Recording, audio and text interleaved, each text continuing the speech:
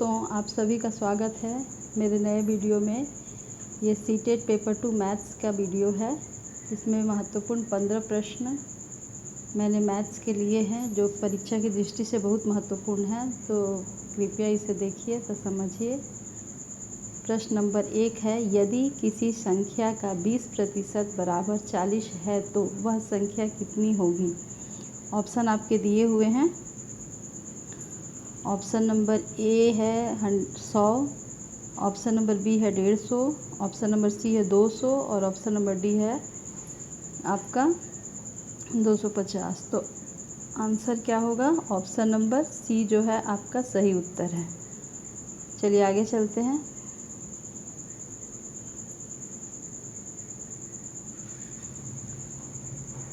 प्रश्न नंबर 2 है, 15 और 20 का लघुत्तम समापवर्त एलसीएम कितना होगा। तो आपके ऑप्शन है। ऑप्शन कुछ इस प्रकार हैं।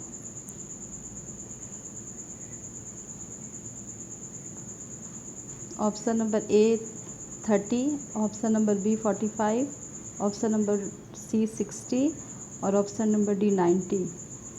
तो 15 और 20 का जो है लघुत्तम समापवर्तक जो है 60 होगा। ऑप्शन नंबर बी सी जो है आपका सही उत्तर है। चलिए आगे चलते हैं।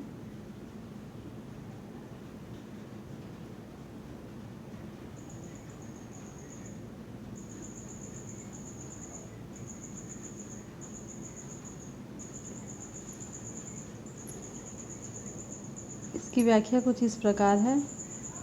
मान लीजिए कि हम लोग 15 और 20 का एलसीएम निकालते हैं, तो आप सभी को पता होगा कि एलसीएम कैसे निकाला जाता है। तो 15 का एलसीएम हो गया आपका 3 से जाएगा 3 5 जा 15, फिर 5 से जाएगा 5 1 जा 5।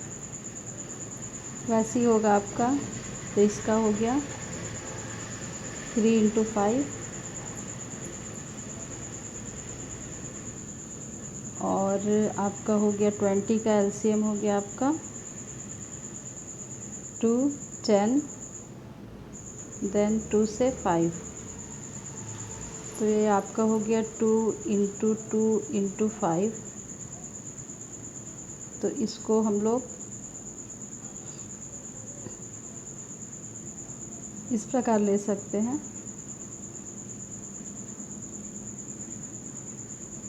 2 का पावर 2 × 3 × 5 = 60। ठीक है, चलिए आगे चलते हैं।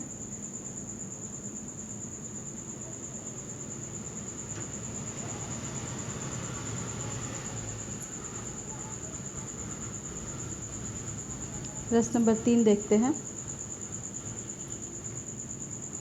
7/8 को दशमलव में लिखने पर क्या प्राप्त होता है। तो ऑप्शन आपके दिए हैं 0.78, 0.80, ऑप्शन नंबर सी है आपका 0.875, ऑप्शन नंबर डी है आपका 0.975। तो ऑप्शन जो है आपका सी सही उत्तर है।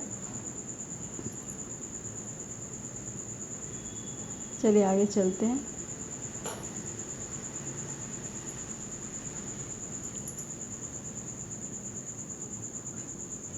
सेवन को 8 से हम लोग अगर डिवाइड करते हैं तो 0.875 उत्तर आएगा। प्रश्न नंबर 4 देखते हैं। एक समबाहु त्रिभुज का प्रत्येक कोण कितना होता है। ऑप्शन है आपके 45 अंश, 60 डिग्री, 90 डिग्री, 120 डिग्री। तो ऑप्शन नंबर बी जो है ऑप्शन नंबर सी जो है आपका सही उत्तर है।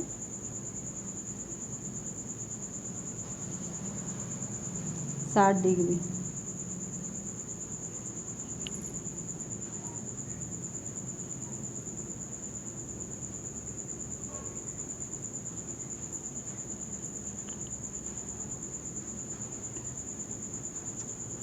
चलिए आगे चलते हैं।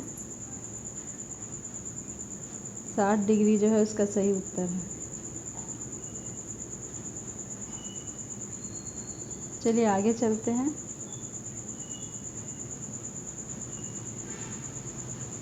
आप सभी को पता होगा कि समबाहु त्रिभुज के तीनों कोण बराबर होते हैं। तो एक कोण का अगर मान 60 होता है तो 3 कोण का हो जाएगा आपका 180। तो समबाहु त्रिभुज का तीनों कोण का माप कितना होता है? 180 अंश होता है। तो इस हिसाब से उसमें से एक कोण का मान कितना होगा? 60 होगा, 60 अंश होगा। चलिए आगे चलते हैं। प्रश्न नंबर 5 देखते हैं। 125 का वर्गमूल किसके बीच होगा? ऑप्शन है आपके 9 और 10 के बीच, 10 और 11 के बीच, ऑप्शन नंबर सी है 11 और 12 के बीच, और ऑप्शन नंबर डी है आपका 12 और 13 के बीच। तो ऑप्शन नंबर सी जो है आपका सही उत्तर है, 11 और 12 के बीच होगा। चलिए आगे चलते हैं।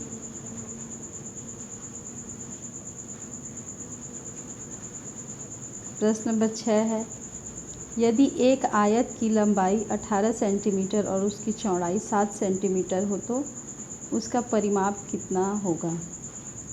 ऑप्शन ए है 50 सेंटीमीटर, ऑप्शन बी है 50 सेंटीमीटर, ऑप्शन सी है 126 सेंटीमीटर, ऑप्शन डी है 36 सेंटीमीटर। तो आप सभी को पता होगा कि आयत का परिमाप जो होता है 2 गुणित लंबाई धन चौड़ाई होता है।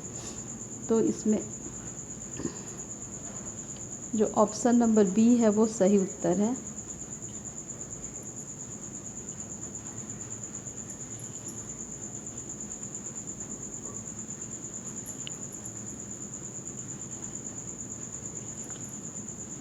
चलिए आगे देखते हैं।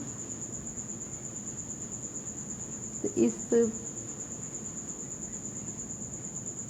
फॉर्मूला में अगर हम लोग उस लंबाई और चौड़ाई को रखते हैं तो 50 सेंटीमीटर उत्तर आएगा।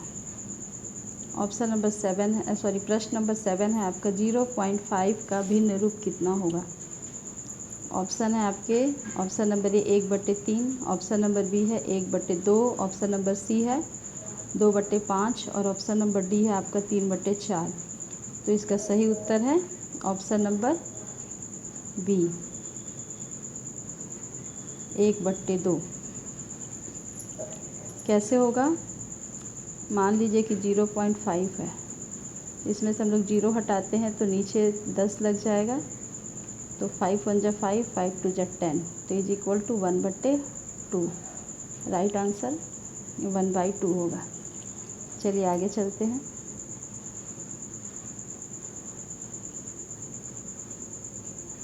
प्रश्न नंबर 8 है, 25 × 16 का मान क्या होगा? 25 गुणित 16 का मान क्या होगा? ऑप्शन नंबर ए है 350, ऑप्शन नंबर बी है 375, ऑप्शन नंबर सी है 400 और ऑप्शन नंबर डी है आपका 450। तो ऑप्शन नंबर जो सी है आपका सही उत्तर है। आप 25 और 16 को गुना करके देख लेंगे तो आंसर जो आएगा वही होगा उत्तर। ठीक है, चलिए आगे चलते हैं।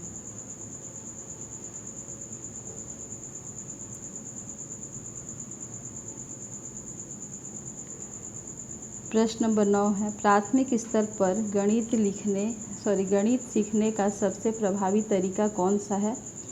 ऑप्शन है आपके रटकर सीखना, केवल लिखित अभ्यास करना, ऑप्शन नंबर सी है गतिविधि एवं अनुभव आधारित शिक्षण, ऑप्शन नंबर डी है केवल व्याख्यान।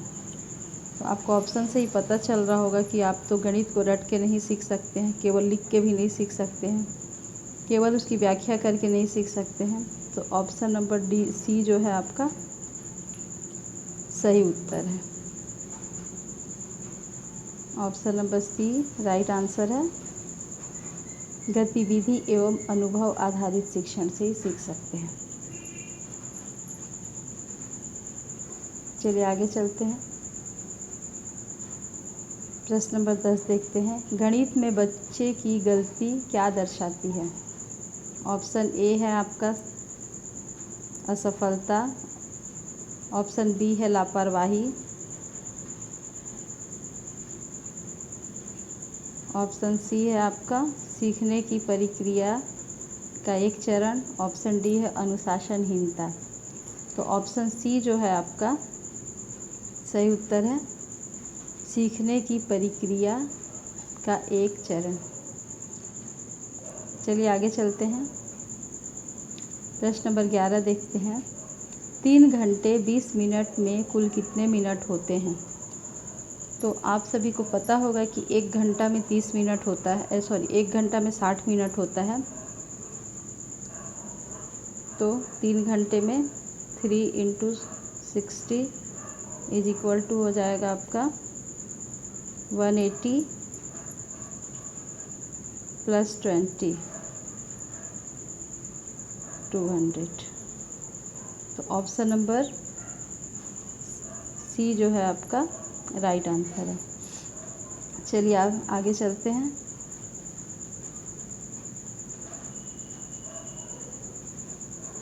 व्याख्या दिया हुआ है, आप अपनी सुविधा के लिए देख सकते हैं। प्रश्न नंबर 12 देखते हैं। यदि किसी वस्तु का अंकित मूल्य 500 रुपये है और 10% की छूट दी जाती है तो विक्रय मूल्य कितना होगा? ऑप्शन है आपके 400, 450। ऑप्शन नंबर सी है आपका 475। ऑप्शन नंबर डी है आपका 490। तो सही उत्तर है ऑप्शन नंबर बी 450।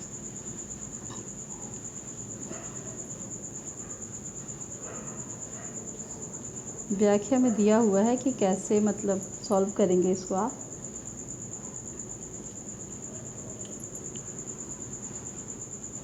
प्रश्न नंबर 13 देखते हैं।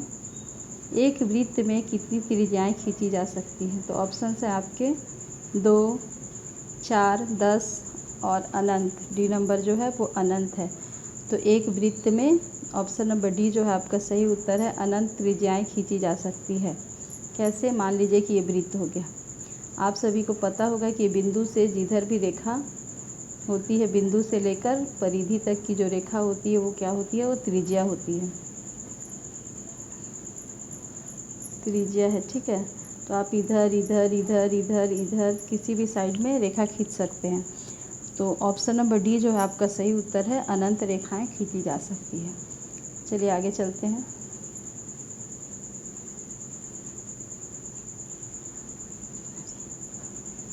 प्रश्न नंबर 14 देखते हैं। 48 का HCF और LCM स्वयं 48 कब होगा? ऑप्शन है आपके 48 और 96। ऑप्शन नंबर बी है आपका 24 और 48। ऑप्शन नंबर सी है 48 और 48। ऑप्शन नंबर डी जो है 12 और 48। तो जब दोनों सेम होगा 48 48 तभी बराबर होगा। तो जो ऑप्शन नंबर बी है आपका सही उत्तर है। चलिए आगे चलते हैं।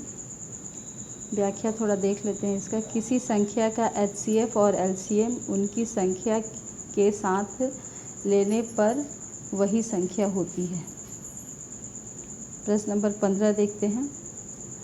सीटेट गणित शिक्षा शास्त्र के अनुसार शिक्षक को सबसे अधिक किस बात पर ध्यान देना चाहिए? ऑप्शन है आपके केवल सही उत्तर पर, केवल परीक्षा परिणाम पर, केवल होमवर्क पर। ऑप्शन नंबर डी है बच्चे की सोचने और समाधान की प्रक्रिया पर। तो जो ऑप्शन नंबर डी है आपका सही उत्तर है, बच्चे की सोचने और समाधान की प्रक्रिया पर। बच्चा सोचेगा तभी तो समाधान करेगा ना, तो इसीलिए ऑप्शन डी जो है आपका सही उत्तर है। चलिए आगे चलते हैं, व्याख्या देख लेते हैं। सीटेट में उत्तर से अधिक समस्या समाधान की प्रक्रिया, तर्क शक्ति, अवधारणात्मक समझ और बाल केंद्रित शिक्षण को महत्व दिया जाता है। तो ये रहे आपके मैथ के कुछ इम्पोर्टेंट पेपर 1 के लिए क्वेश्चन। कृपया इसे ध्यान से देखिए, रिवाइज करिए। सीटेट के एग्ज़ाम पेपर 1 में ऐसे ही क्वेश्चन पूछे जाते हैं मैथ्स में, तो इसको ध्यान से देखिए और पढ़िए, समझिए। अगर मेरा चैनल आप सभी को पसंद आता होगा तो कृपया like, share, subscribe and comment करें कि आपको और किस सब्जेक्ट के लिए क्लासेस चाहिए। Thank you for watching my video.